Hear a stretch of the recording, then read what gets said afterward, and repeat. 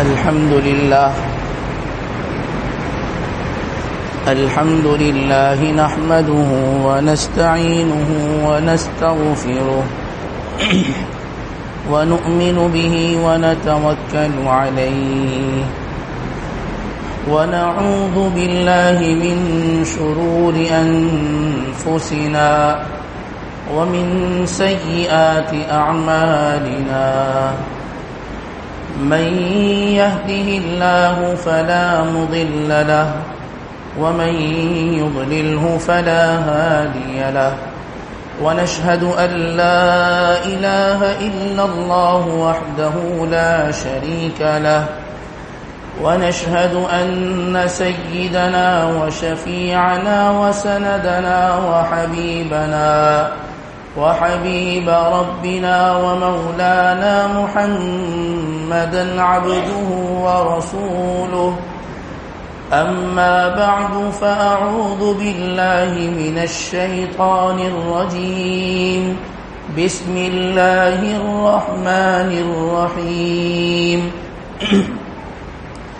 إن أول بيت وضع للناس للذي ببكة مباركا وهدى للعالمين فيه آيات بينات مقام إبراهيم ومن دخله كان آمنا ولله على الناس حج البيت من استطاع إليه سبيلا وقال الله تبارك وتعالى وأذن في الناس بالحج يأتوك رجالا وعلى كل ضامر يأتين من فج عميق وقال الله تبارك وتعالى لقد صدق الله رسوله الرؤيا بالحق لتدخلن المسجد الحرام إن شاء الله آمنين محلقين رؤوسكم ومقصرين لا تخافون فعلم ما لم تعلموا فجعل من دون ذلك فتحا قريبا وقال النبي صلى الله عليه وسلم من زار قبري وجبت له شفاعتي أو كما قال النبي صلى الله عليه وسلم يا رب صل وسلم دائما أبدا على حبيبك خير الخلق كلهم بارك الله لنا ولكم في القرآن العظيم ونفعنا وإياكم بالآيات والذكر الحكيم إنه تعالى جواد كريم قديم ملك بر رب رؤوف رحيم. انتہائی واجب الاحترام معزز سامعین گرامی، عزیز برادران اسلام، السلام علیکم ورحمۃ اللہ وبرکاتہ۔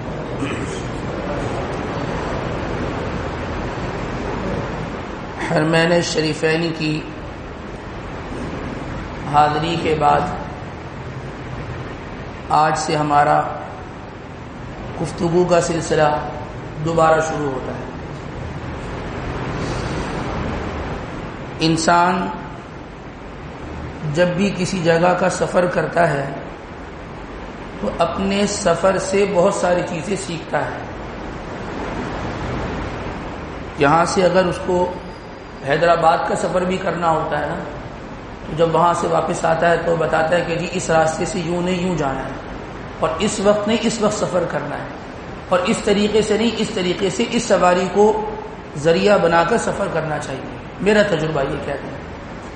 پھر وہ سفر جو دین کا سفر ہو، اور وہ سفر جو اللہ کے راستے کا سفر ہو، اور وہ سفر جو حرمین شریفین کا سفر ہو، اس سے انسان کو روحانی ترقی ملتی ہے، انسان کی روح کو طاقت ملتی ہے، انسان کے ایمان کو تقویت حاصل ہوتی ہے، اور انسان کا ایمان وہ قوی ہوتا ہے۔ ہر انسان کو اپنے رب سے، اپنے خالق سے محبت ہوتی ہے۔ ہر انسان اپنے اللہ سے محبت کرتا ہے، اپنے رب سے عشق کرتا ہے، اور اس کو اپنے رب سے ایک گہرا تعلق ہوتا ہے۔ انسان کو دنیا میں اگر کسی سے عشق اور محبت ہو تو انسان اس کا اظہار اس سے چمٹ کر کرتا ہے۔ انسان کو کبھی اپنے والد سے محبت کے جذبات ابھر جاتے ہیں نا، تو اولاد اپنے باپ کے گلے لگ جاتی ہے۔ ماں کو کبھی اپنی اس کی ممتا جاگتی ہے نا، تو وہ اپنی اولاد کو اپنے سینے سے لگا لیتی ہے اور خوب روتی ہے، پھر ادھر سے اولاد بھی خوب روتی ہے، اور اس سے وہ محبت کی چنگاری جو بھڑک رہی ہوتی ہے اس میں اعتدال آ جاتا ہے، کچھ دل ٹھنڈا ہو جاتا ہے۔ اب ایک آدمی جس کو اپنے رب سے محبت ہو، ایک آدمی جس کو اپنے اللہ سے محبت ہو، اور وہ چنگاری محبت کی آگ وہ بھڑک رہی ہو، تو اس کو کس طریقے سے ٹھنڈا کیا جائے، اس کو کس طریقے سے اعتدال میں لایا جائے، تو اس کے لیے اللہ تبارک و تعالی نے اپنے انبیاء علیہم الصلوۃ والسلام کے ذریعے سے ایک اپنا گھر بنا دیا، اور اس گھر کو بنا کر یہ بتلا دیا کہ جو ہم سے اپنی محبت کا اظہار کرنا چاہتا ہے وہ ہمارے اس گھر سے چمٹ جائے، وہ ہمارے اس گھر سے لپک جائے، اس کے غلاف سے چپک جائے۔ اس گھر جس کو بیت اللہ کہتے ہیں، اس گھر میں ایک حصہ وہ ملتزم کہلاتا ہے۔ بیت اللہ کا جو دروازہ ہے اور حجر اسود کے جو درمیان کی جگہ ہے یہ ملتزم ہوتا ہے۔ ملتزم التزام سے ہے، لازم جس کو کہتے ہیں لازمی چیز، یا کسی کو کسی کا چمٹ جانا، لازم ہو جانا، لپک جانا، یہ سارے اسی کے معنی ہیں ملتزم کے۔ تو اس جگہ پر اپنا دایاں رخسار رکھ کر اس سے چمٹنا اور چمٹ کر اللہ سے مانگنا، یہ رسول اللہ صلی اللہ علیہ وسلم کی سنت ہے۔ آپ صلی اللہ علیہ وسلم اس مقام پر اس طریقے سے اور اس انداز سے چپکا کرتے تھے، لپکا کرتے تھے، اور اللہ تبارک و تعالیٰ سے مانگا کرتے تھے۔ تو وہ آدمی کہ جو اپنے رب سے محبت کرتا ہے اور اس میں محبت کی چنگاری وہ بھڑک رہی ہوتی ہے، تو اللہ تبارک و تعالیٰ نے یہ ذریعہ بنا دیا کہ ہم نے اپنا یہ گھر انبیاء کے ذریعے سے تعمیر کرایا، ہم سے محبت رکھتے ہو اور چنگاری محبت کی بھڑک رہی ہے، تو یہاں آؤ، ہمارے گھر سے چمٹ جاؤ، تو تمہاری وہ محبت، وہ چنگاری، وہ اعتدال میں آ جائے گی، تم کسی درجے میں کچھ ٹھنڈے ہو جاؤ گے۔ اور یقین جان لیجئے، لوگ اپنا، ایسے لوگ ہیں زندگی بھر کا سرمایہ وہ یہاں لگا دیتے ہیں، پوری زندگی کی جمع پونجی وہ جوڑ جوڑ کر پیسوں کو جمع کرنا، وہ اتنا کرتے ہیں کہ ہماری زندگی کی جتنی جمع پونجی ہے وہ لگ جائے، لیکن ایک مرتبہ اس گھر سے چمٹ کے آ جائے، ایک مرتبہ اس گھر سے ہم لپک کے آ جائیں، ہم اس جگہ کو جا کر ایک مرتبہ دیکھ لیں، اور کیا اس کا نور ہے، کیا اس کا جلوہ ہے، کیا اس کی وجاہت ہے، کیا اس کا ایک اللہ تبارک و تعالیٰ کا جو نور جو وہاں اتر رہا ہوتا ہے، ایک انسان، ایک صاحب ایمان بآسانی محسوس کر سکتا ہے۔ انسان کا اندر ہل جاتا ہے کہ کیا دیکھ لیا۔ چند سیکنڈوں کے لیے انسان کا دماغ بالکل معاف ہو جاتا ہے کہ یہ کیا میرے سامنے ہے، یہ کیا میرے سامنے ہے۔ انسان حواس باختہ ہو جاتا ہے کہ میں کہاں آ کے کھڑا ہو گیا اور میں کیا دیکھ رہا ہوں، اور اس کا جو اثر انسان پر پڑتا ہے وہ ناقابل بیان ہوتا ہے۔ انسان جو اپنی ساری جمع پونجی جمع کرتا ہے، وہاں جانے کے لیے ساتھ ہی ساتھ ایک اور اہم چیز جو انسان کو محسوس ہوتی ہے وہ یہ محسوس ہوتی ہے کہ جس کا وہاں سے بلاوا ہوتا ہے وہی انسان وہاں پہنچتا ہے۔ اب انسان کہے گا کہ جی کسی اور ملک جانے کے لیے کیا اللہ تبارک و تعالیٰ کے حکم کی ضرورت نہیں ہے؟ بالکل حکم کی ضرورت ہے۔ اللہ کا حکم ہوگا تو کہیں اور بھی جا سکے گا، ورنہ نہیں جا سکے گا۔ لیکن فرق یہ ہے کہ کسی اور ملک جانے میں انسان یہ کہتا ہے کہ جی پیسہ، ویزا، فلاں ڈھمکانا، یہ معاملہ وہ معاملہ، یہ تعلق وہ تعلق، یہ کام آگے میں چلا گیا۔ لیکن اس راستے میں جاتے وقت انسان کو محسوس ہوتا ہے کہ میرا پیسہ وہ اتنا طاقتور نہیں ہے، میرے تعلقات اتنے طاقتور نہیں ہیں، کوئی ایسی روحانی طاقت ہے کہ جو مجھے دھکا دے رہی ہے اور میں وہاں جا رہا ہوں۔ یہ محسوس کرتا ہے، انسان کو محسوس ہوتا ہے۔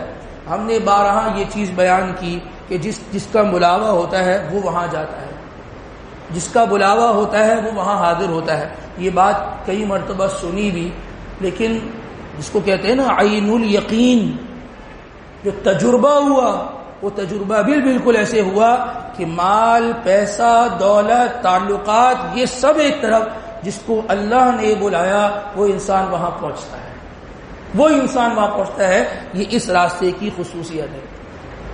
اور جو انسان جاتا ہے وہ پیچھے جتنے لوگ ہیں ان تمام لوگوں کا نمائندہ ہوتا ہے۔ یہ سمجھے بات کو، کوئی اگر خاندان میں کسی کو اللہ نے یہ توفیق دے دی، محلے میں اللہ نے کسی کو یہ توفیق دے دی، انسان کے دوستوں میں کسی کو یہ توفیق مل گئی کہ وہ حرمین شریفین کا سفر کر رہا ہے اور وہاں جا کر حاضری دے رہا ہے، تو وہ آدمی اپنے پیچھے جتنے لوگ چھوڑ کے جا رہا ہے ان تمام لوگوں کا یہ نمائندہ ہے، ان تمام لوگوں کا یہ نمائندہ ہے۔ نمائندہ ہونے کا مطلب کیا ہے کہ وہ سب تو وہاں رہ گئے، میں ان کی نمائندگی کر رہا ہوں، میں ان کے لیے وہاں جا کر دعا کروں گا، میں ان کے لیے وہاں جا کر دعا کروں گا۔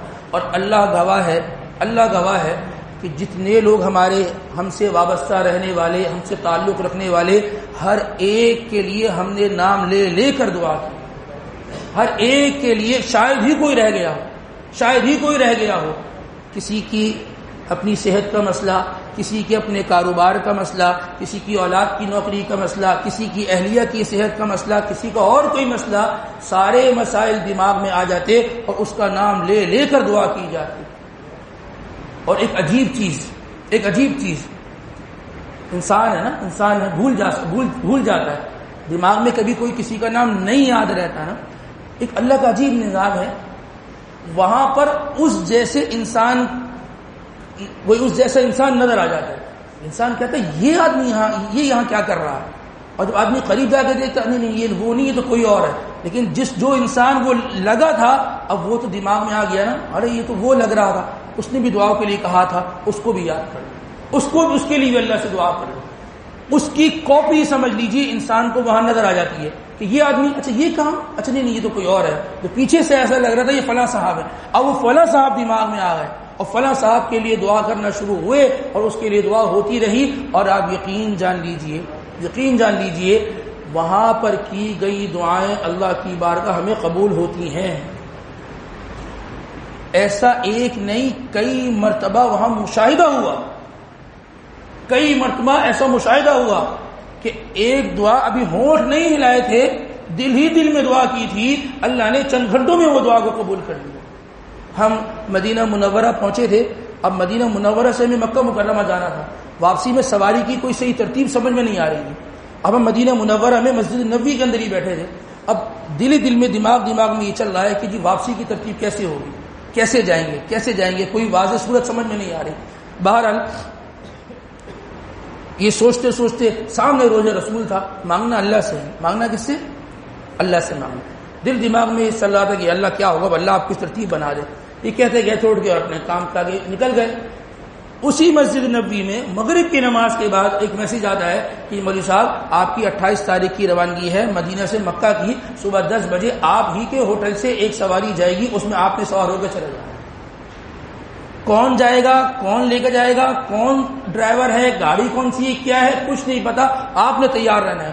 اور اتنا شاہانہ انداز میں ہم پہنچے کہ ہم بھی حیران تھے، کس نے کروائی گاڑی، کون تھے، کیا تھا، بس ایک فون آیا، ایک میسج آیا جس سے سارا مسئلہ حل ہو گیا۔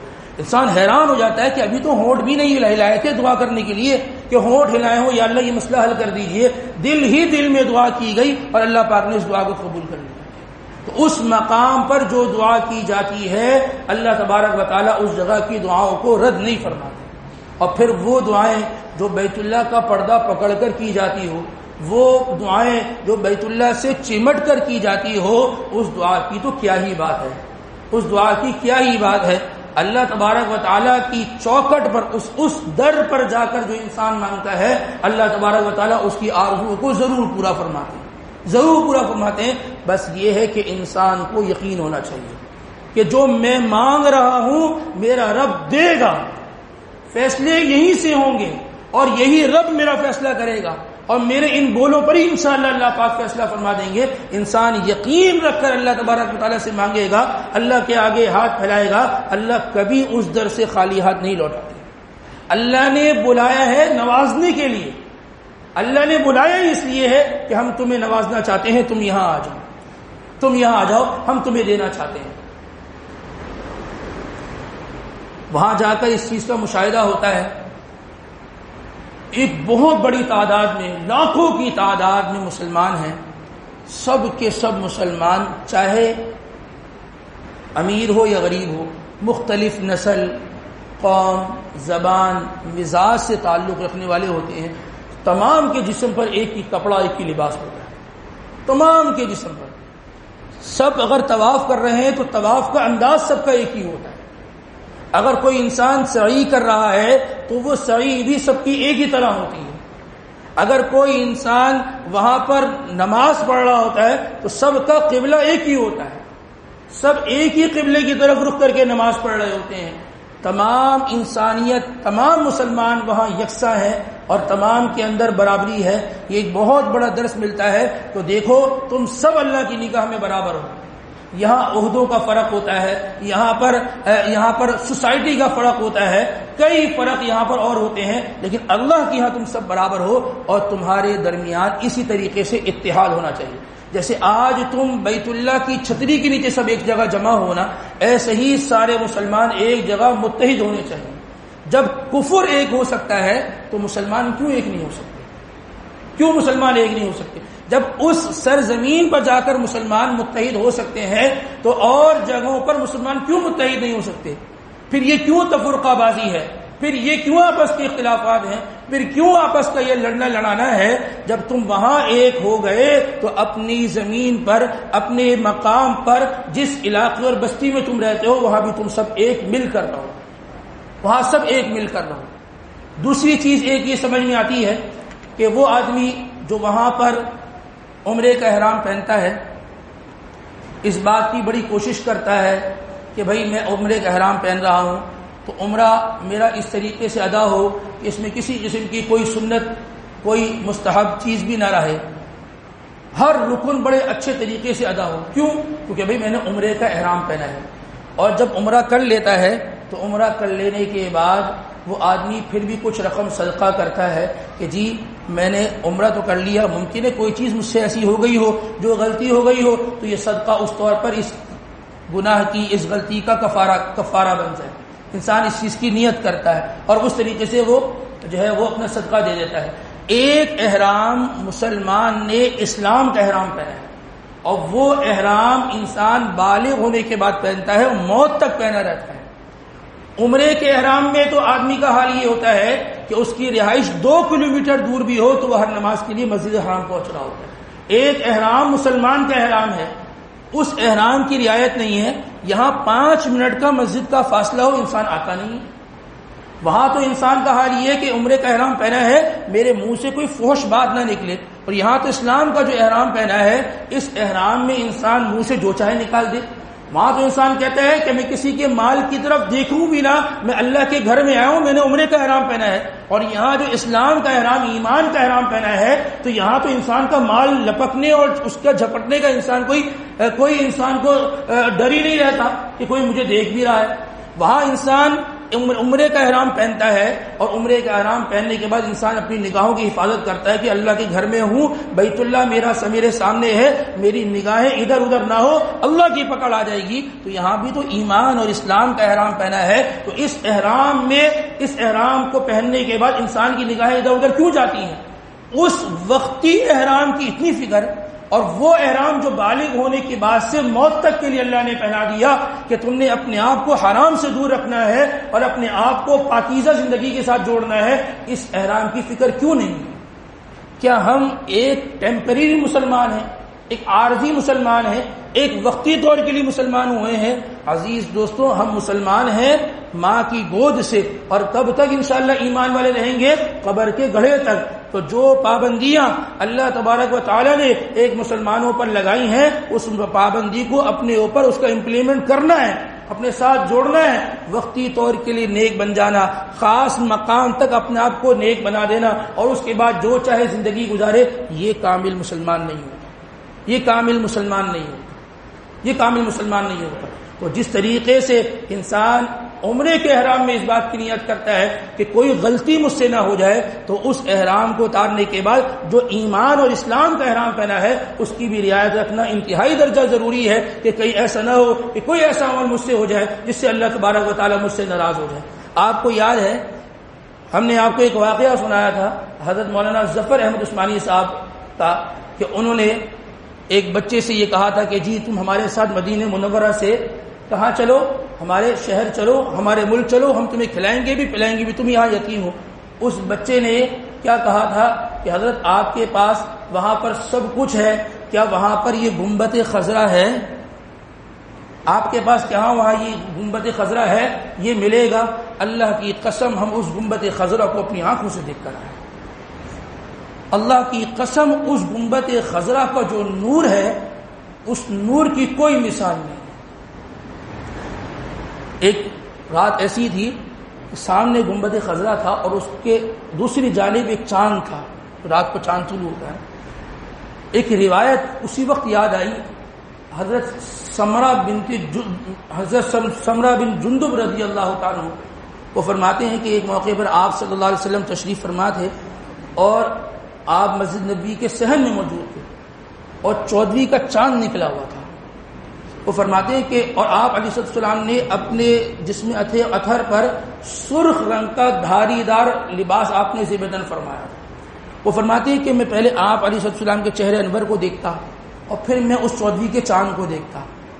میں اس چہرے انور کو دیکھتا پھر 14ویں کے چاند کو دیکھتا اور یہ موازنہ کرتا کہ یہ چہرہ یہ زیادہ نور والا خوبصورت ہے یا وہ 14ویں کا چاند. وہ فرماتے ہیں میں ایک نظر ادھر کرتا، ایک نظر ادھر کرتا، ایک نظر ادھر کرتا، ایک نظر ادھر کرتا. وہ صحابی فرماتے ہیں کہ میں نے یہ فیصلہ کیا کہ اس چاند کے آسمان والے چاند وہ بھی اس چاند کے آگے مانگ پر بڑھ گیا.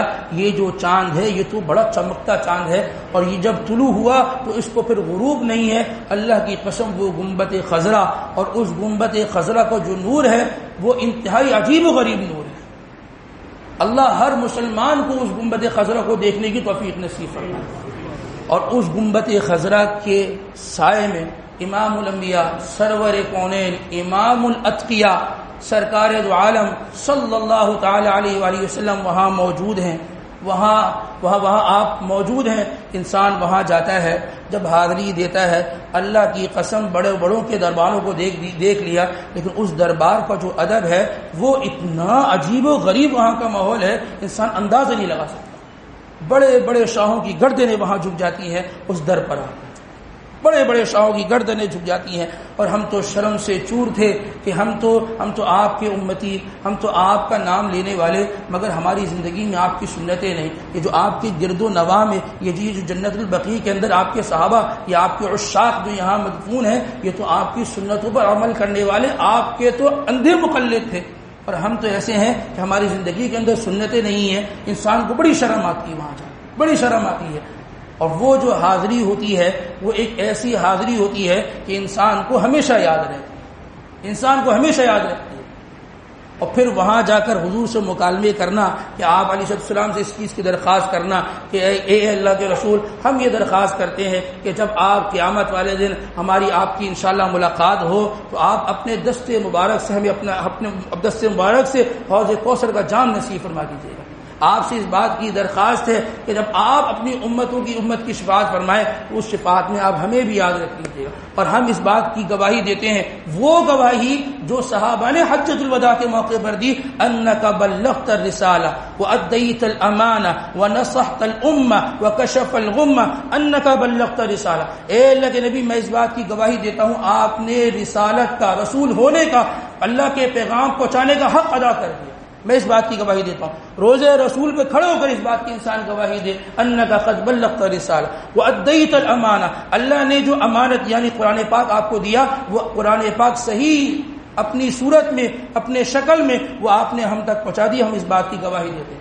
وَنَصَحْتَ الْأُمَّةَ، آپ نے امت کے ساتھ خیر خواہی کا حق ادا کر دیا، ہر خیر کی بات آپ نے ہم تک پہنچا دی۔ میں اس بات کی آپ کے روزے رسول پہ کھڑو کر حاضری دیتا ہوں کہ وہ پورے کی پوری خیر کی بات مجھ تک پہنچ گئی ہے۔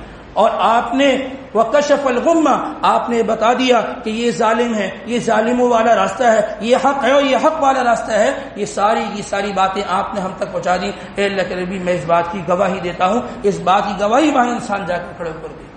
آپ کے پہلو میں حضرات شیخین مدفون ہیں، کیا ان کا مقام، کیا ان کا رتبہ، کیا انہوں نے حضور کی اتباع کی، ایسی محبت، ایسا ساتھ، ایسا تعلق کہ اللہ نے قیامت تک ساتھ کر دیا، اللہ نے قیامت تک ان کو وہاں جوڑ دیا۔ وہ حضرات وہاں موجود ہیں، ان سے اس بات کی درخواست کی جائے، ان کو اس بات کی گواہی دی جائے کہ جو اللہ نے دین محمد رسول اللہ صلی اللہ علیہ وسلم کو دیا تھا، اس دین کو آپ نے ان کے جانے کے بعد اپنایا اور پوری امت تک اس دین کو پہنچایا، وہ دین مجھ تک بھی پہنچ گیا ہے۔ میں اس بات کی گواہی دیتا ہوں اور اللہ سے اس چیز کی دعا کرتا ہوں، جیسے آپ نے دین کی محنت کی ہے، اپنے گھر بار کو دین کی محنت کے لیے چھوڑا ہے، اللہ مجھے بھی اس دین کی محنت کے لیے، اس دین کی جد و جہد کے لیے قبول فرمائے۔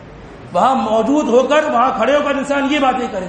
ایک عجیب سی فضا ایک نئی قائم ہو گئی ہے، وہاں پہنچ کر لائیو گھر میں حاضری ہوتی ہے، فون کال ملا دی جاتی ہے کہ جی ابا میں حضور کے روزے پہ کھڑا ہوں۔ یہ کون سی لائیو حاضری ہے بھائی؟ اما میں حضور کے روزے پہ کھڑا ہوں، یہ دیکھو لائیو حاضری ہے، حضور کا روزہ سامنے ہے، اور یہاں بجائے اس کے کہ یہ آدمی حضور کی طرف متوجہ ہو، یہ اپنی اماں کے گھر متوجہ ہے، یہ پنجاب فون ملایا ہوا ہے، یہ اپنے ملک میں فون ملایا ہوا ہے۔ یہ بے ادبی ہے، یہ بے ادبی ہے۔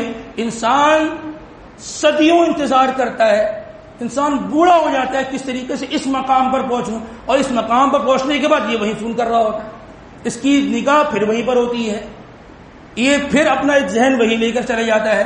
وہاں پہنچنے کے بعد تو انسان کا عشق عروج پر ہوتا ہے۔